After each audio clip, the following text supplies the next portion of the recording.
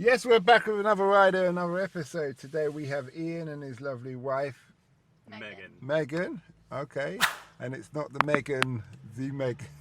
It's not that Megan. Yeah, and Megan's a doctor, so I'm in safe hands, and Ian's a pilot, so if I want to fly away, I'm in better hands.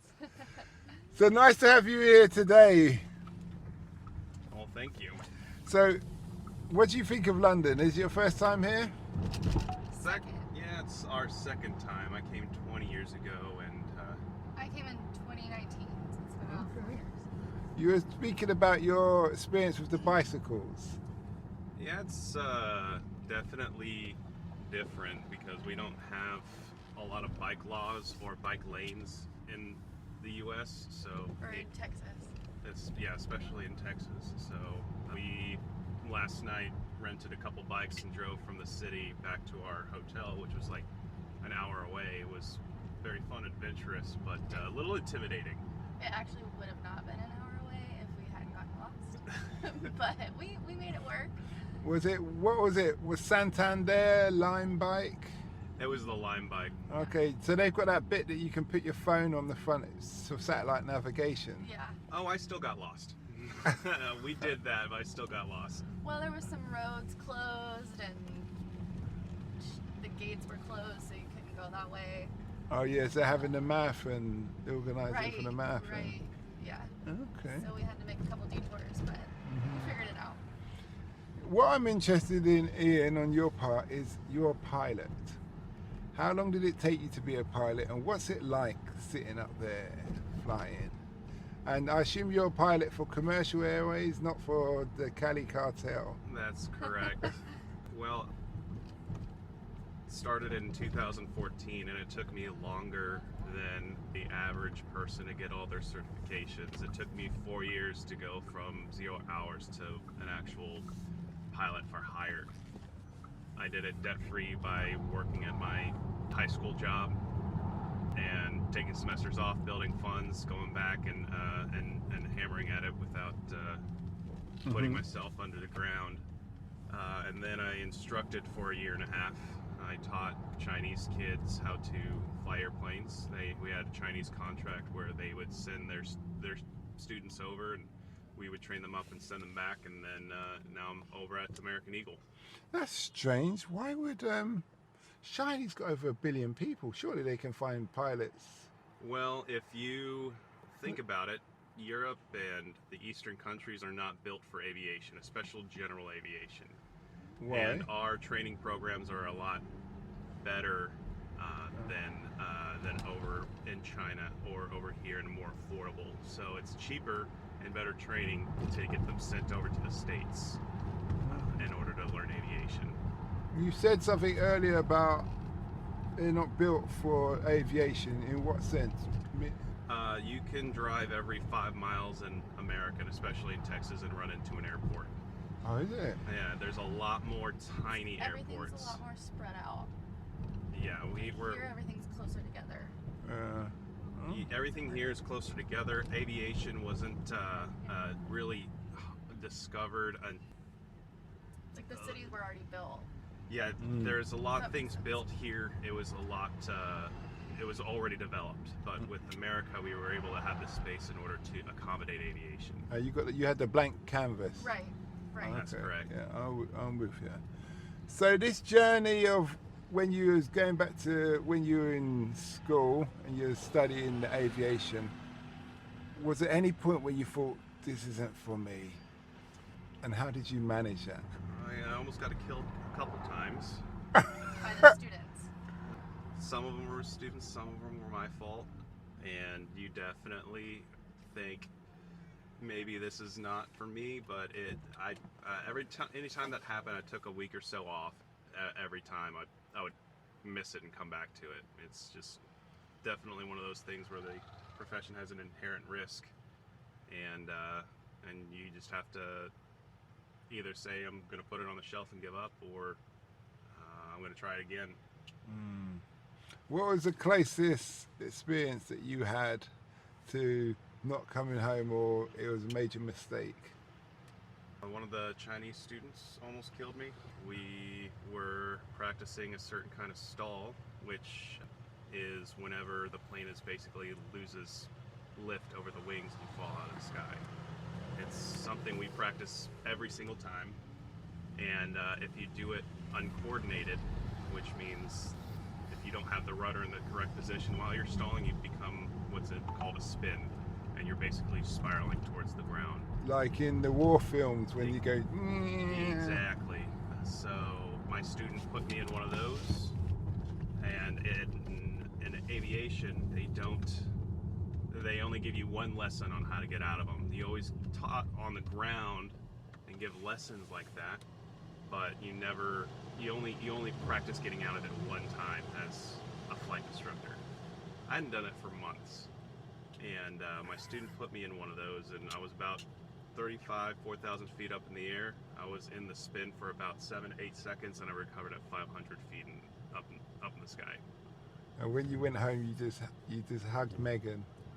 We had unfortunately not met Okay. then, but I definitely hugged my family, and Like, I don't like to hear these stories. They make me very nervous.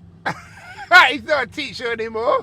No, I know, but just, I don't know. There's always that just tiny bit of fear when he goes off to work. Wait a minute, you're a doctor. You're working with gunshot wounds, Well, rival gangs. I've seen your movies. Other gangs feeling come in there, that- want to kill the patient, psycho people, want to. Well, the ER was fun, but like, I don't do that anymore. I'm family medicine, like general practice. So my patients are not quite as trauma based. Okay. It's more like treating hypertension and diabetes and sick kids, you know. more Okay. General run of the mill. But you used to deal with the gunshots and all of those things. During my training, yeah. And how was that?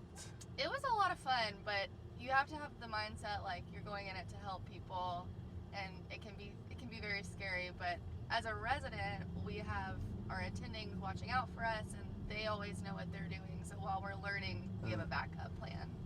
Like there's a fallback, like safety net.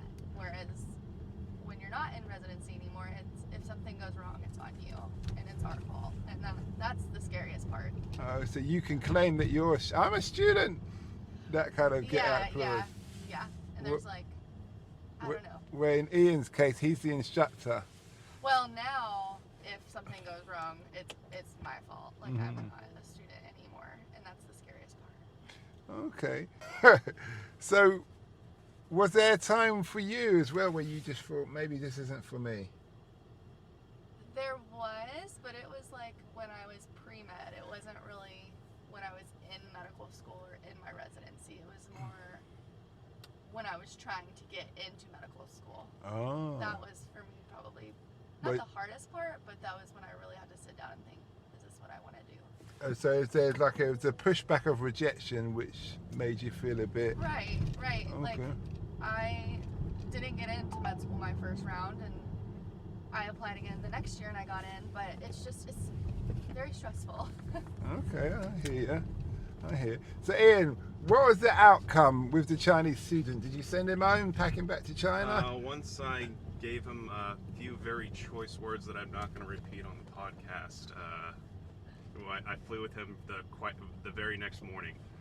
Yeah. He was actually one of my better students. It was just one of those things where it was perfect circumstances in the perfect wrong way, and so we got back up, and him and his buddies that I was training up were some of the best guys. I would tell them to study something. They were struggling with something, like do this at home, chair flight, go home, think about it, come back, and the next day, bam, they got it. Yeah, they work as a team. Yes. That's what I find. They all go and they kind of huddle together. They definitely are supporting one another, especially in like a completely different country. I could not do what they did. And was the communication? Were they good at speaking English? Was it a bit hit and miss at times? Flip a coin.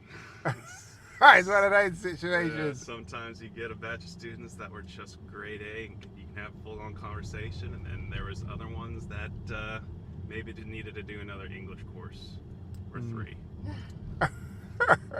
Did the English course come with the aviation? They would get sent over here. They should have already had some basis of an English language from their schooling growing up.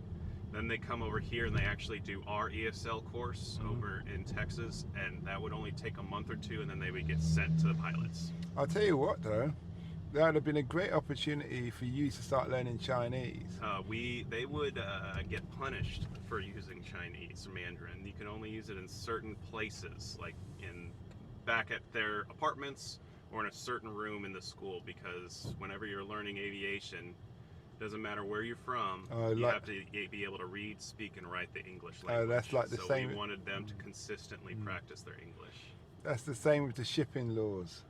Right. So I used to work on the ships. There needs to be a common foundation on those kind of things, especially when there's a lot of international stuff. And so English language, thankfully, has been the basis, because I couldn't learn Mandarin.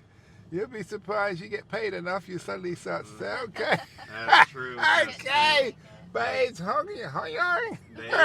They are, the Chinese airlines are sending pilots over in droves to get trained, and they love American pilots. I could take a job and be making almost triple what I am now, but I'd have to do a 5-year contract in China, which I don't know if I'm willing to do. I do too, right? Why not? Maybe they might need your wife's medical expertise. You do 2 years, 2.5 years. Oh, man. You come home, you buy the dream house if you haven't already got it. Oh man, we love our house. We bought this last March. And Yeah, but you paid a mortgage. If you assume you got a mortgage. Yeah, mortgage sucks. See, look at that. See that? See, I'm giving you ideas awful. already. But it's nice having a house. We lived with my mom for 8 months after I graduated residency, and that was fun. But Police also, reported ahead. It's time to get our own place.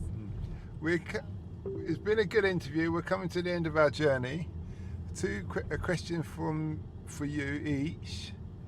What advice would you give to a young person who's considering entering your chosen professions, based on your experience and what you know now to what you wish you knew then? I think going into the medical field, it's very stressful, but looking back, I think I stressed myself out too much, and I should have just taken a deep breath, relaxed, and don't let the fear of rejection hold you back. Even if you have to apply multiple times, someone's going to tell you yes, and if you work hard enough and you study hard enough, you're going to be able to do it. So just don't give up and don't be discouraged. With aviation, I have a firm belief that anybody can be a pilot. It's just some people are going to spend more time in the cockpit learning it. So it's you're always able to learn something by the book, but with aviation, you also need a practical skill with it as well. So even though you might have a sequence of events where you're struggling with it, there's always tomorrow. You can get back in the saddle. The biggest thing I would suggest if you want to be in aviation is do a discovery flight. You'd be able to pay somebody $100, $200, go in with an instructor, fly around for a couple hours and see how you like it. That would be my advice. Well, thanks a lot for that, and we wish you well. But one last question on the aviation side: what colleges are the best place to go to? So in America, we have a lot of schools that are just independent of each other. You spend a lump sum of money and then you just go from 0 hours to instructor or commercial pilot. I got lucky enough that I was in Texas, and there was a community college that I went through called Tarrant County College. I was able to get my 2-year pilot's associate's degree with, along with having some financial aid. And we flew out of an amazing airport, and that would be my suggestion. Is if there's an actual school, not an independent, but a community college or some kind of college you can also get financial aid in, that would be my suggestion. Well, thanks a lot for that, and we wish you well. Thank you. Thank you. We hope that episode enhanced your life. We post an interview every day as well as vlogging on our social media channels. Don't forget to subscribe to get our latest episode.